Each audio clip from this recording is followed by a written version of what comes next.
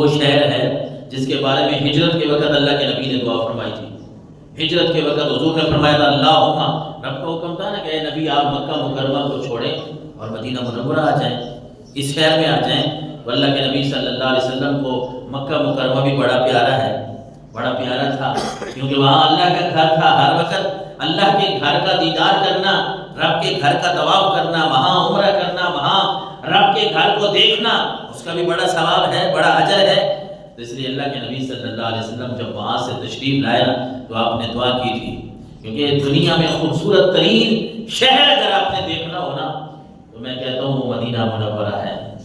وہ اللہ کے نبی کا شہر ہے. دنیا میں آپ دنیا داروں سے پوچھیں گے، کروڑوں کمانے والے لوگوں سے پوچھ لیں، وہ آپ کو بتائیں گے کہ دنیا میں خوبصورت ترین شہر جو ہے وہ پیرس ہے، وہ فلاں ہے. وہ آپ کو کوئی اور شہر بتائیں گے.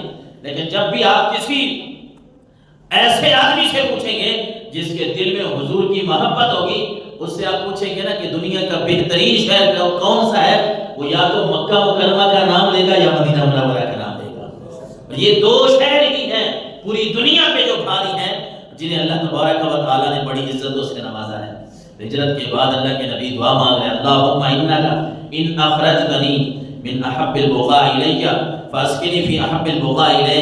اے اللہ کا تیرا فیصلہ یہی ہے کہ تو نے مجھے اس شہر سے، جو شہر جو یہ ٹکڑا مجھے بڑا پیارا ہے، اس سے اگر حکم دے دیا ہے نا یہاں سے میں جا رہا ہوں، لیکن اے اللہ جس جگہ کو، جس ٹکڑے کو تو نے میرے لیے میرا مسکن بنایا ہے نا، میرا ٹھکانہ بنایا ہے، اس ٹکڑے کو بھی تو پیار اور محبت والا بنا دے.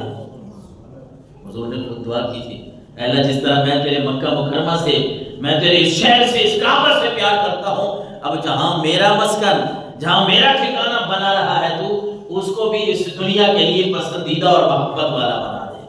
اور پھر آج دنیا دیکھ رہی ہے کہ ہر کوئی مدینہ المنورہ کے نام پہ تڑپتا ہے. ہر کوئی کہتا ہے کہ حاجی کے جتنے بھی افعال ہیں، حاجیوں کے جو افعال ہیں، یہ بھی کسی نہ کسی نسبت سے جڑے ہوئے ہیں. وہ صفا مروہ پہ حضرت حاجرہ دوڑی تھی، اللہ تبارک و تعالیٰ نے حاجیوں کے لیے یہ بات لازم قرار دے دی ہے. میں اکثر کہا کرتا ہوں جو دین اسلام کے اصول ہیں نا ان کو آپ عقل پہ نہ تول نہیں سکتے. اگر آپ تولیں گے تو آپ فیل ہو جائیں. اب آپ کو کوئی کہے بھئی کعبہ تو اللہ کا گھر ہے، اس کا طواف کرتے ہیں، یہ بات تو سمجھ آتی ہے. اور صفا مروہ دو پہاڑی ہیں، ان کے درمیان ہم نے چکر لگانے ہیں، اور وہاں مردوں کو جو حکم ہے دوڑنے کا، اس بات کو کوئی عقل تسلیم نہیں کرتا.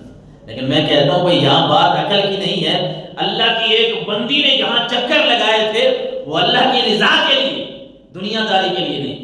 اللہ کی ایک بندی نے رب کو راضی کرنے کے لیے جہاں چکر لگائے تھے، رب کو وہ ادا اتنی پسند آئی کہ رب نے حج کرنے والے کے لیے، عمرہ کرنے والے کے لیے یہ ضروری کر دیا ہے کہ جب تک میری اس بندی کی سنت ادا نہیں ہوگی تمہارا حج اور عمرہ بھی مکمل نہیں ہوگا.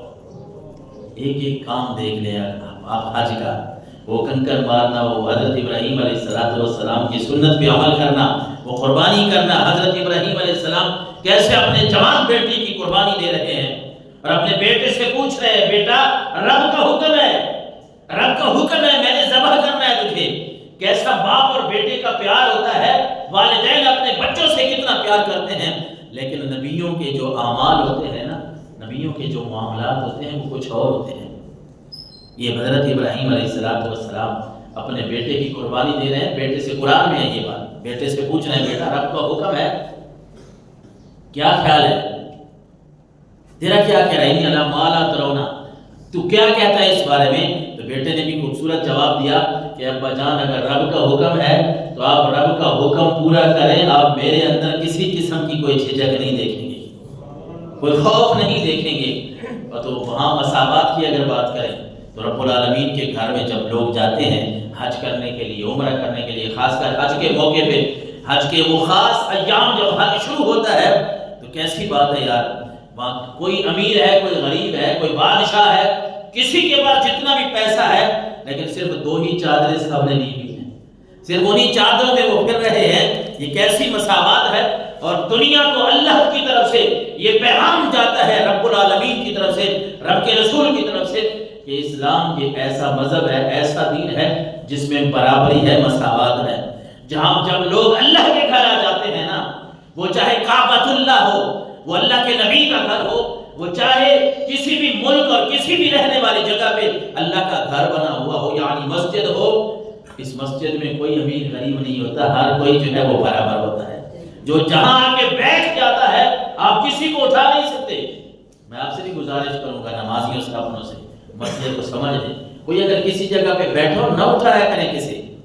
آپ کوئی یہاں بیٹھ جاتا ہے، مثلا امام کے پیچھے جہاں مکبر بیٹھا ہے تکبیر پڑھنے والا، اس کے آس پاس بیٹھا ہے، پیچھے سے کوئی آتا ہے، آپ کسی کو نہیں کہہ سکتے بھئی یہاں سے اٹھ کے وہاں آپ چلے جائیں، میں نے بیٹھنا ہے یا فلاں نے یہاں بیٹھنا ہے۔ جو بیٹھا ہے وہ اگر خود اٹھتا ہے ادباً، کوئی چھوٹا بیٹھا ہے نا، چھوٹی عمر کا کوئی جوان بیٹھا ہے، وہ پیچھے سے حاجی صاحب آ گئے، وہ خود اگر اٹھ گیا ہے نا کہ یار میں یہاں سے اٹھ جاؤں، یہ حاجی صاحب آئے ہیں، یہ بیٹھیں گے، یہ ایک علیحدہ بات ہے۔ اس نے ادب کیا ہے، احترام کیا ہے، رب اس کو دوہرا ثواب عطا فرمائے گا۔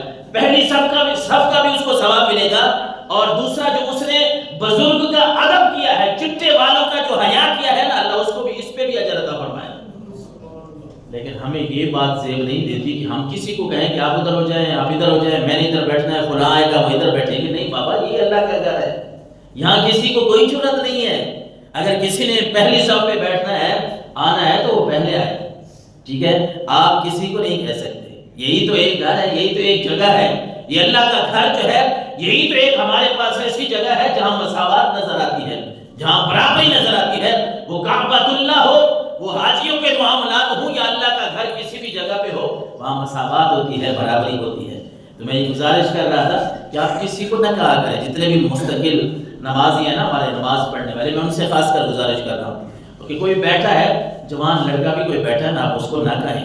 میں عرض کر رہا ہوں بھائی مسئلہ بھی یہی ہے شریعت کا کہ اگر کوئی جوان بچہ بیٹھا ہے، کوئی 13-14 سال کا، اس کو شریعت نے اجازت دی ہے، وہ بیٹھ سکتا ہے پہلی صف میں، وہ اس کونے میں بیٹھے، اس کونے میں بیٹھے، وہ جہاں مرضی ہے بیٹھے، آپ اس کو نہیں اٹھا سکتے۔ اور اگلی بات بھی میں نے سمجھا دی کہ اگر وہ کھڑا خود ہو جاتا ہے، وہ آپ کے چٹے والوں کا حیا کر لیتا ہے، تو یہ اس کا ادب ہے، احترام ہے، وہ جگہ چھوڑ دیتا ہے آپ کے لیے، پہلی صف چھوڑ کے اس طرف چلا جاتا ہے، یہ اس کو دگنا ثواب ملے گا۔ پہلی صف کا بھی رب اس کو ثواب دے گا، اور آپ کے حیا اور ادب کا بھی ثواب دے گا۔ لیکن ہم کسی کو کہہ نہیں سکتے، یہ بات یاد رکھنے والی ہے۔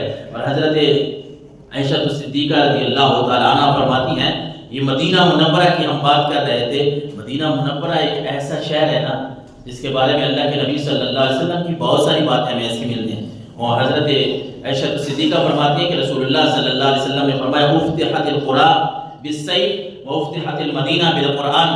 بہت سارے بڑے بڑے شہر ایسے ہیں، بستیاں ایسی ہیں کہ جو تلوار کے ساتھ ان کو آزاد کروایا گیا، ان کی فتح اور کامیابی کے پیچھے تلوار ہے۔ لیکن ام المومنین فرماتی ہیں، حضور نے فرمایا کہ لوگوں، اس مدینہ منورہ کو ہم نے قرآن کے ذریعے فتح کیا ہے۔ یہ مدینہ منورہ قرآن کے ذریعے فتح ہوا ہے۔ کیسے بھلا؟ جب چند مسلمان تھے مدینہ منورہ میں، حضور مکہ مکرمہ میں زندگی بسر کر رہے ہیں، کچھ 6-7 کے شاید 10 سے کم تھے مسلمان مدینہ منورہ میں۔ انہوں نے چٹھی لکھی کہ اللہ کے نبی، آپ اللہ کا پیغام سنا رہے ہیں، ہم مسلمان ہیں، چند ایک مٹھی بھر جماعت ہے، آپ وہاں تو لوگوں کو سمجھا رہے ہیں، ہمیں بھی کوئی استاد چاہیے، ہمیں بھی کوئی دیں، ایسا بندہ جو قرآن سکھائے، جو حدیث سکھائے۔ قربان جاؤں اللہ کے نبی صلی اللہ علیہ وسلم کی سوچ پہ کہ آپ صلی اللہ علیہ وسلم نے مدینہ منورہ میں، ایک معلومات کی بات بھی ہے آپ کے لیے کہ سب سے پہلے جو استاد اللہ کے نبی صلی اللہ علیہ وسلم نے بھیجا وہ حضرت مصعب بن عمیر رضی اللہ تعالیٰ عنہ تھے۔ حضور نے انتخاب فرمایا کہ اے مصعب، تم جاؤ مدینہ منورہ میں، وہاں جا کے اللہ کا بھی فرمان سناؤ، میرا بھی فرمان سناؤ۔